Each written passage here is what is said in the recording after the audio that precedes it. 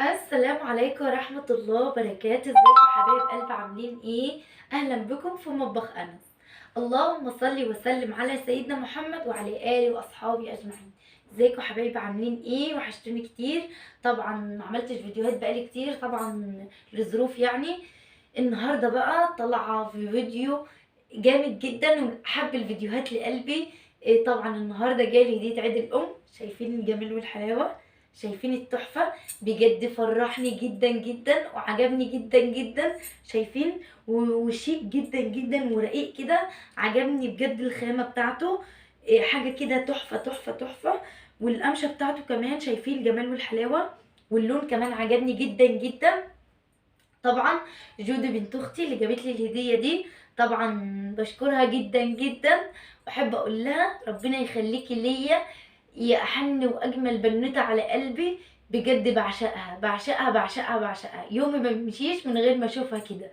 طبعا ربنا يخليكي ليا يا حبيبه قلبي، وربنا يخلي لي اختي، وربنا يديمك في حياتي، وربنا يديك الصحه والعافيه، ويتم شفاكي على خير. طبعا عايزه اي حد يشوف الفيديو ده يدعي لجودي في الكومنتات ان ربنا يشفيها ويعافيها ويتم شفاها على خير يا رب ويقومها بالسلامه.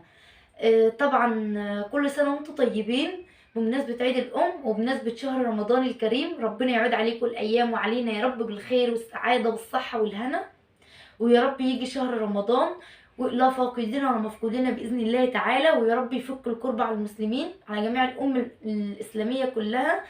ويا رب وكل سنة وكل أم طيبة. وانتظروا بقى فيديو عيد الأم دمار دمار دمار دمار. عاملة مفاجأة جبارة لماما، بجد هتتصدم من اللي هتشوفه في الفيديو. طبعا الفيديو الجاي باذن الله هي هديه ماما. حبيت ان انا اطلع اوريكم الهديه اللي جات لي النهارده، بجد جميله جدا جدا جدا وفرحتني جدا جدا.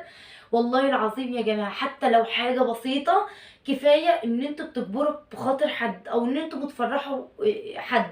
انا بدي رساله لكل اخت ان هي تجيب لاختها في عيد الام هديه بسيطه وتخلي اولادها يدوم لها.